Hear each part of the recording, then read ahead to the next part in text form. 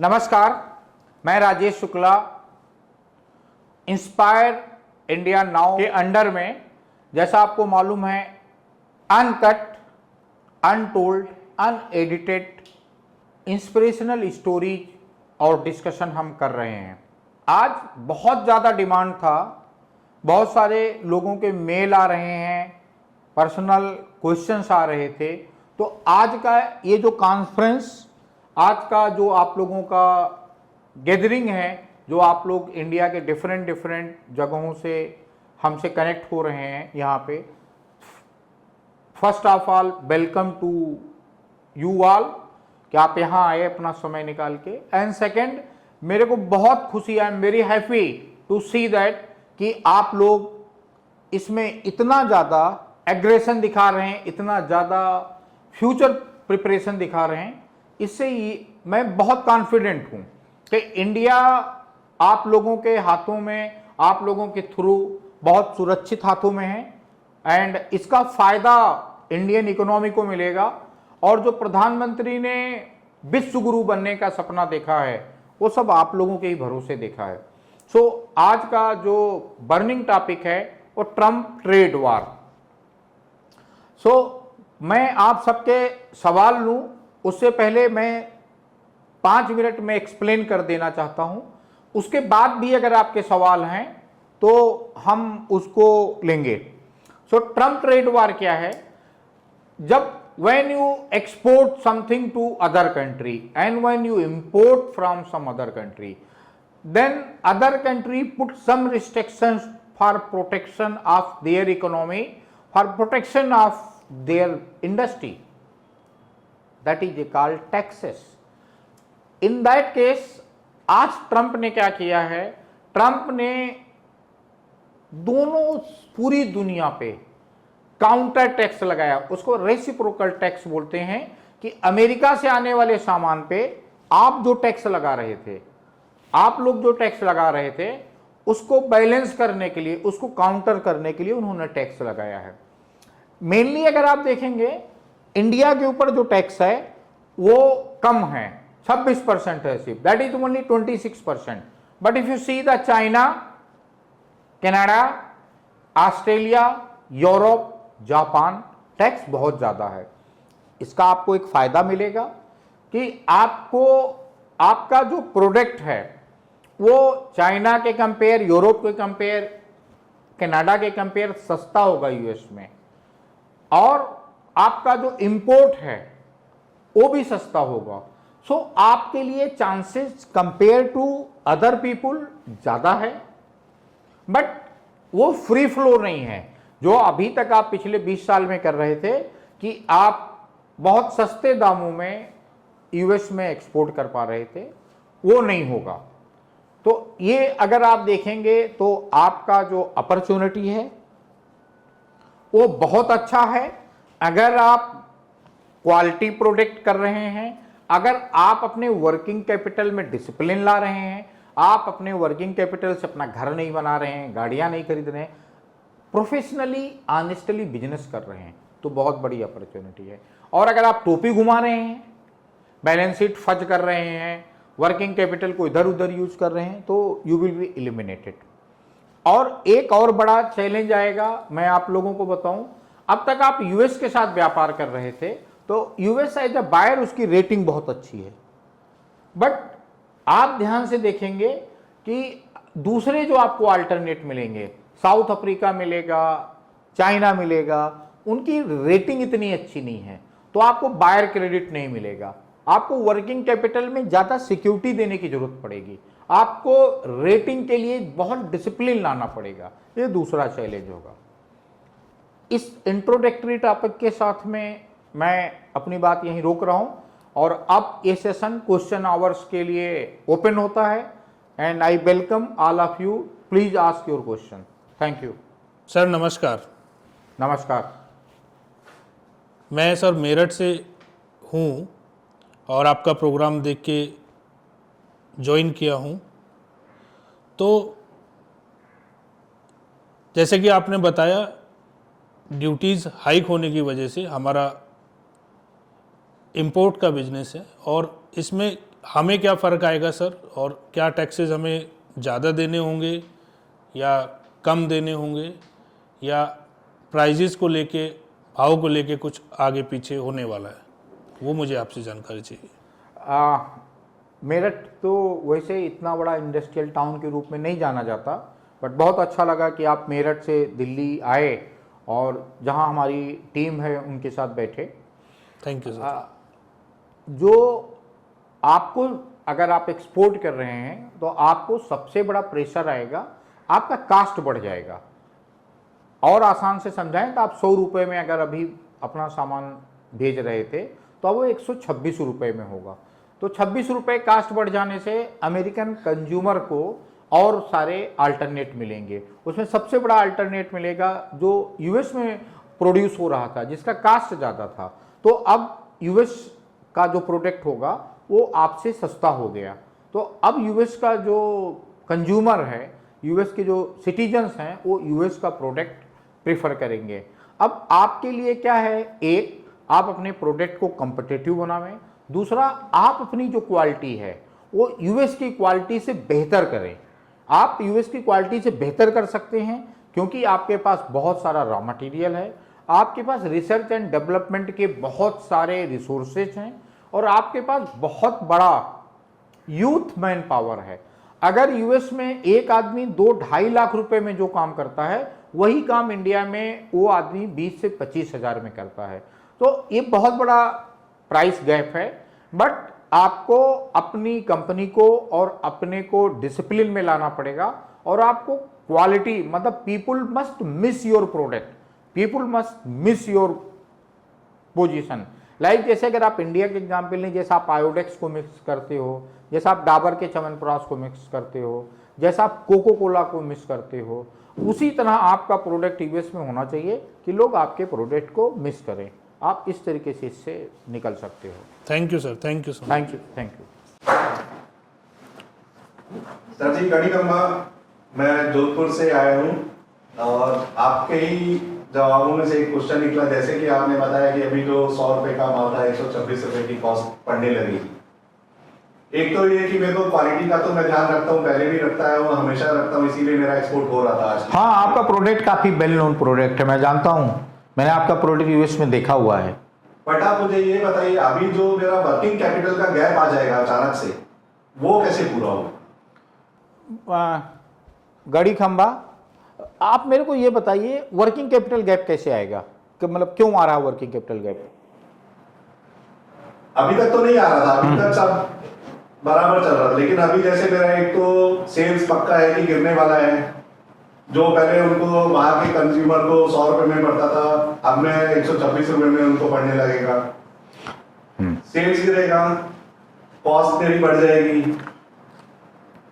तो working capital में तो डिफरेंस आने ही वाला है। मतलब आप समझें, आपने 100 रुपया आपका वर्किंग कैपिटल है, तो 100 रुपये में आप अपना 10 प्रोडक्ट बना रहे थे, बट आपके लिए 100 रुपये ही होगा।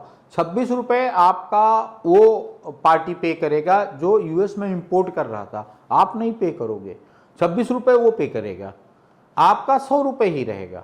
प्रोडक्ट यूएस के कस्टमर को 126 में मिलेगा, बट आपको 100 रुपये ही लगेगा।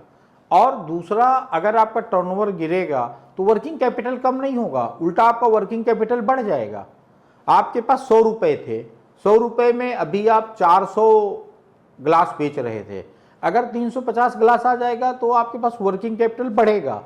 एक्चुअल आपकी प्रॉब्लम आएगी कि आपको इस साल का वर्किंग कैपिटल 3 तरीके से मिलता है।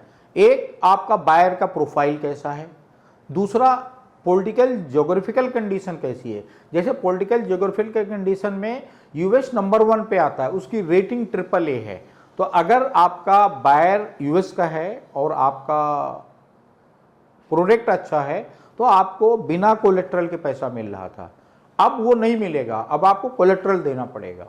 तीसरा क्या करना पड़ेगा, अब आपको अपनी क्वालिटी इंप्रूव करनी पड़ेगी, क्योंकि जो यूएस का प्रोडक्ट था वो पहले आपसे 26% महंगा था, तो आपका जो प्रोडक्ट आप 100 रुपये में बेचते थे, यूएस वो प्रोडक्ट वहाँ 125 रुपये में बेचता था।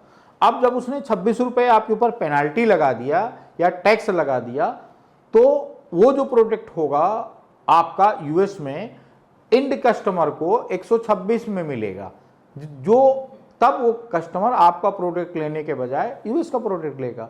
लेकिन अगर आपका क्वालिटी अच्छा है तो फिर वो आपका ही प्रोडक्ट लेगा, फिर वो यूएस का प्रोडक्ट नहीं लेगा। ये उन देशों के लिए चैलेंज है जिनके ऊपर यूएस ने 100% पेनाल्टी लगा दिया। आपके लिए इतना बड़ा चैलेंज नहीं है।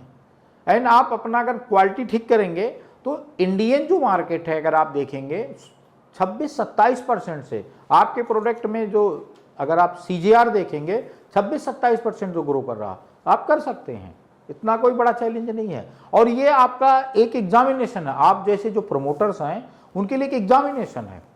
आप लोग इसको बहुत बड़ा कर सकते हैं, मतलब ऐसा नहीं है कि इसको आप लोग इतना बड़ा नहीं कर सकते, इतना बड़ा चैलेंज नहीं है ये।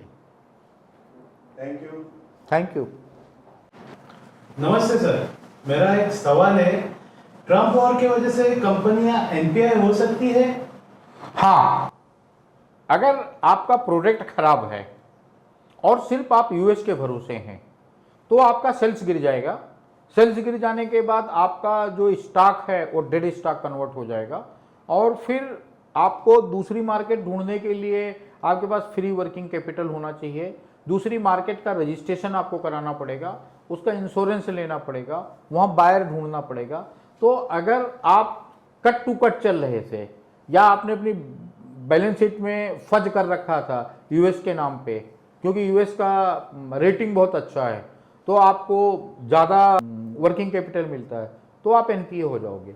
लेकिन अगर आप एक्चुअल कंपनी हो, आपके प्रोडक्ट में दम है, यूएस के अलावा और भी कई सारे देशों में आप एक्सपोर्ट कर रहे थे, तो आपको कोई फर्क नहीं पड़ेगा।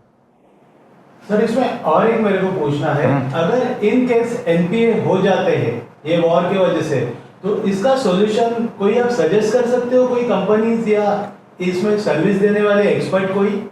मतलब मैं आपको बताऊं, अगर इसका आपका साइज कंपनी का क्या है, अगर आपका साइज कंपनी का बड़ा है तो आप नेशनल इंटेलेक्चुअल एडवाइजर्स को, जहां मैं भी मेंबर हूं, कांटेक्ट कर सकते हो। और अगर आपका साइज 1000 करोड़ से छोटा है तो आप केयर फिनरिस्क को, बम्बई बेस्ड कंपनी है, आप कर सकते हो। मैं उनको मेंटरिंग करता हूँ, मैं महीने में 2-3 दिन वहाँ जाता हूँ, उनके लोगों से मिलता हूँ, डिस्कस करता हूँ। केयर फिनरिस्क को मिस्टर प्रिंस त्यागी हैं, मधु त्यागी हैं, संदीप महेश्वरी हैं, आप कर सकते हैं, बहुत अच्छी कंपनी है, हम उनको 7-8 साल से जानते हैं। उसके बाद अगर आप बड़ी कंपनी है तो आप नेशनल इंटेलेक्चुअल एडवाइज़र को कर सकते हो, डिलाइट को कर सकते हो, और अगर आप फॉक्स मंडल को कर सकते हो। डिपेंड करता है कि आपका साइज़ क्या है। बट मैं रिकमेंड करूँगा, सिंस मेरा इंटरेस्ट है, मैं नेशनल इंटेलेक्चुअल एडवाइज़र का मेंबर हूँ और वो फाउंडेशन है जिसका जो भी इनकम होता है उसमें से मैं भी 1 रुपये नहीं लेता हूँ और बाकी भी जो मेंबर हैं वो नहीं लेते हैं। उन पैसों से हम आप जैसी कंपनीज को मेंटरिंग देते हैं, और जो स्टार्टअप्स थे लाइक केयर फिनरिस्क है, जागो नारी है, LBS एकेडमी है, उनको वर्किंग कैपिटल मिलता है, उनको ट्रेनिंग मिलता है। तो अगर आपका बड़ा प्रॉस्पेक्ट है तो आप Care Finrisk, Venture Studio Capital, LBS और नेशनल इंटेलेक्चुअल एडवाइजर को ले सकते हो। Thank you sir. Thank you, thank you. नमस्कार सर। नमस्कार सर, मेरा एक सवाल है, जो भी कंपनीज अभी आईपीओ के लॉन्च की तैयारी कर रही है लास्ट 2-3 इयर्स से, तो और आज की सिचुएशन और कंडीशन मार्केट देखते हुए, तो क्या उनको आगे बढ़ना चाहिए और आईपीओ लेके आना चाहिए या अभी उनको होल्ड करना चाहिए? डिपेंड करता है कि आपका कंपनी क्या करता है। दूसरा ये कि आपकी कंपनी का बेस एक्सेप्टेंस कितना है। अगर आप ऐसा कोई प्रोडक्ट बनाते हो जिसका बहुत वाइड एक्सेप्टेंस है और आपके इनबिल्ट इन्वेस्टर्स हैं, तो आपको आईपीओ लाना चाहिए, आपके लिए बहुत अच्छा है। क्योंकि इस समय बाज़ार बहुत ख़राब है। अगर आप देखेंगे तो मार्केट इज टेस्टिंग ऑन 22,200-300, जो पिछले 5 सालों में सबसे कम है मार्केट। हम बोलेंगे 6 सालों में सबसे कम है। अगर आपके प्रोडक्ट में दम है तो ये बहुत अच्छा मार्केट है आपके लिए। बट अगर आप मीडियोकर हो, और आपने ये फर्स्ट अपॉर्चुनिटी के रूप में देखा था, तो आपको होल्ड करना चाहिए, क्योंकि बाजार का सेंटीमेंट बहुत नेगेटिव है, बाजार बहुत डरा हुआ है, बाजार सोना खरीद रहा, गोल्ड खरीद रहा, और जो मार्केट गोल्ड खरीदे, ये समझ लीजिए मार्केट बहुत डरा हुआ है। तो डरा हुआ मार्केट में अगर आप कमज़ोर हैं, जैसे होता ना कोविड है तो घर से ना निकलें, अगर आप 5 साल से छोटे बच्चे हैं, सांस की प्रॉब्लम है, हार्ट का प्रॉब्लम है, या 60 साल से ऊपर हैं, लेकिन आप तगड़े 40 साल के हैं, तो आप बाहर ही ना निकलें, बाकी दूसरों की भी मदद करें। तो वो डिपेंड करने का है कि अगर आपकी कंपनी अच्छी है, फंडामेंटल अच्छे हैं, कंपनी का प्रोडक्ट बहुत एक्सेप्टेंस कर रहा है, इसका मतलब है आपकी कंपनी में आप में बिलीव करने वाले लोग हैं, तो फिर आपको आईपीओ लाना चाहिए। बहुत अच्छा आपका आईपीओ देश को भी हेल्प करेगा, आपकी कंपनी को भी हेल्प करेगा, सेंटीमेंट को भी हेल्प करेगा। और ये आप प्रोफेशनल्स के साथ बैठ के, लाइक वेंचर स्टूडियो कैपिटल के प्रोफेशनल के साथ बैठ के, केयर फिनरेस के प्रोफेशनल के साथ बैठ के, चाणक्य सेना के प्रोफेशनल्स के साथ बैठ के, या जागोनारी एनजीओ है, फाउंडेशन है, उनमें बहुत सारे कंपनी सेक्रेटरी, एक्स बैंकर और चार्टर्ड अकाउंटेंट्स हैं, उनके साथ बैठ के, या आप वन मोर चांस के साथ बैठ के, ये 7-8 कंपनी हैं जो आपको एडवाइज कर सकते हैं कि आपको आगे क्या करना चाहिए। And they are all professional, fees based company है, तो बहुत ज़्यादा फास्ट दे डिलीवर यू। तो ये सिचुएशन सर कब तक ऐसी रहेगी, मतलब साल लगेगा, 2 साल लगेगा, या काफ़ी लंबे टाइम तक ये चल सकती है? ये अभी तो शुरू हुआ है, अभी शुरू हुआ है। अभी ये प्रेडिक्शन करना कि कब तक चलेगा वो इतना आसान नहीं है, बट ये अभी जस्ट शुरू हुआ है। बट ये आप ध्यान रखें कि India will not just survive the trade war, it will thrive. मतलब हम इसमें सिर्फ तैरेंगे ही नहीं, इसमें विश्व चैंपियन बन के उतरेंगे। एंड दूसरा, सारी दुनिया के सारे वार इंक्लूडिंग वर्ल्ड वार टेम्परेरी होते हैं, बस कुछ छोटा होता है, कुछ थोड़ा लंबा होता है, बट आदि अनादि तक कभी नहीं चलता। आदि अनादि तक हमेशा शांति चलती है, व्यापार चलता है और जिंदगी चलती है। तो आपको ये मानना पड़ेगा ऑल वार आर टेम्परेरी, कुछ छोटा चलता है, कुछ लंबा चलता है, बस मजबूती से आप पकड़ के रखो। तो जैसा कि हमने कोविड में भी देखा सर कि हमारे जो प्राइम मिनिस्टर मिस्टर मोदी हैं, उन्होंने एक स्लोगन बोला था, आपदा में अवसर। तो जैसे कि ये आपदा हम लोग देख ही रहे हैं और पूरा दुनिया और देश देख रही है, तो इस आपदा में क्या ऐसे अवसर हैं जिन पे हमें ध्यान देना चाहिए और उनकी साथ में आगे बढ़ना चाहिए? मतलब आपने एकदम सही वर्ड लिया, आपदा में अवसर। जब भी तकलीफ आती है तब आपके जो सारे ऑप्शन से ओपन हो जाते हैं। वो बोला ना, when the one door close many door open. So आपदा आई है तो इसमें मैनी अवसर आए हैं, लाइक यूरोप ओपन हो रहा, ऑस्ट्रेलिया ओपन हो रहा, चाइना ओपन हो रहा, साउथ अफ्रीका ओपन हो रहा। एंड दूसरा, America need India more than India need America. क्या बोला मैंने? India need America more than what India need America. And second क्या बोला आपको? If one door close many door open. तीसरा आपको क्या बोला कि all wars are temporary, whether is a trade war, whether is a war, arms war. कुछ छोटी चलती हैं, कुछ लंबी चलती हैं। आपको क्या करना, इवन कोविड था, कोविड एक बहुत बड़ी आपदा थी, उसको भारत ने अवसर में बदला, एग्रीकल्चर डिवीजन को ठीक किया, इंश्योरेंस को ठीक किया, रोड्स बनाई, ट्रेन्स बनाई, बहुत सारी चीजें किया। तो आप भी इसको अवसर के रूप में बदल सकते हैं और बदलेंगे। मैं आपको बता रहा हूं, 10 मिलियन से ज्यादा इंडियन इंडस्ट्रीज इसको अवसर के रूप में बदलेंगे। ये बात आप मेरी नोट कर लीजिए। बट सर, वो अपॉर्चुनिटीज़ किस किस सेक्टर में सबसे ज़्यादा होने वाली? जैसे कोविड में हेल्थ केयर बढ़ा, रोड इंफ्रास्ट्रक्चर बढ़ा और फार्मास्यूटिकल बढ़ा। आप किस सेक्टर से आते हो? सर, हम फार्मास्यूटिकल से आते तो फार्मा को रिसर्च बेस्ड प्रोडक्ट का डिमांड बहुत बढ़ेगा, रिसर्च बेस्ड प्रोडक्ट का डिमांड बहुत बढ़ेगा। और जो अल्टरनेट मेडिसिन हैं, अल्टरनेट मेडिसिन का मार्केट बहुत बढ़ेगा। Thank you sir, thank you. Thank you. Sir मेरा एक क्वेश्चन हाँ, है, मैडम। जैसे कि आपने बोला कि मार्केट डरी हुई है, तो अभी और आप ये भी बोल रहे हैं कि एनपीए भी होगा, तो फंड रेजिंग के लिए हमें क्या क्या अपॉर्चुनिटी आएगी? मैडम इसको दो हिस्से में बांटिए। एक तो बिफोर एनपीए, बिफोर एनपीए आपका फंड रेजिंग का एक अपनी इक्विटी बेचिए। दूसरा तरीका है कि आप अपने जो कोलेट्रल्स हैं उनका यूज करके फंड रेज करिए। तीसरा है स्ट्रेटेजिक इन्वेस्टर लाइए। अगर आप पोस्ट एनपीए देखें, पोस्ट एनपीए पहले टीबी कराइए कि आपका क्या रीजन है कि आप एनपीए हो गए। उसके बाद में स्ट्रेटेजिक इन्वेस्टर्स लाइए। उसके बाद में एआरसी से फंडिंग लीजिए। उसके बाद में जो फैमिली हाउसेस हैं उनसे पैसा लीजिए और अपनी टीम को और अपने प्रोडक्ट को मार्केट इफिशिएंट करिए। आपका प्रोडक्ट लोगों को मिस होना चाहिए। जैसा लोग BMW खरीद पावे ना खरीद पावे लेकिन उसको मिस करते हैं, मर्सिडीज खरीद पावे या ना खरीद पावे उसको मिस करते हैं, सैमसंग आईफोन लोग खरीद पावे या ना खरीद पावे उसको मिस करते हैं, कैमरा सोनी खरीद पावे ना खरीद पावे लोग उसको मिस करते हैं, गोदरेज का एक जमाने में साबुन लोग खरीद पावे ना खरीद पावे उसको मिस करते हैं।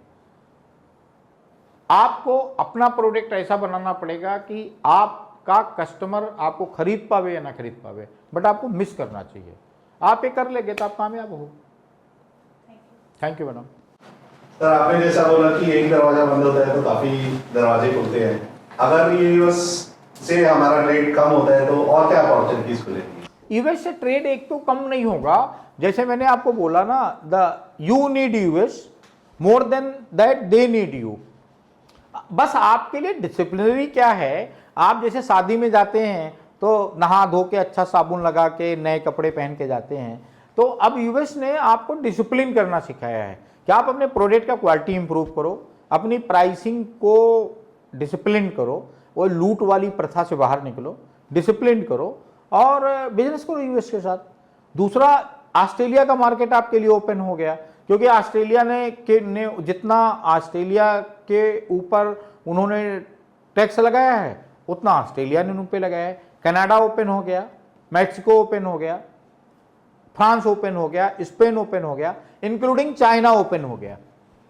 तो यूएस ने ऐसा नहीं किया कि सिर्फ आप पे लगाया, आप पे तो सबसे कम लगाया है, उसने 100% लगाए हैं। तो आपके लिए समझिए एक दरवाजा बंद हुआ, 99 दरवाजे ओपन हुए हैं। और दूसरा, ये जो ट्रेड वार है, जैसे मैं बोला आपको, सारे वार टेम्परेरी होते हैं, ये ट्रेड वार भी टेम्परेरी है। आप इसमें तैयारी कर लीजिए, अपने कोएफिशिएंट बना लीजिए, जीतने की जिद लाइए, अपने में सफल होंगे आप।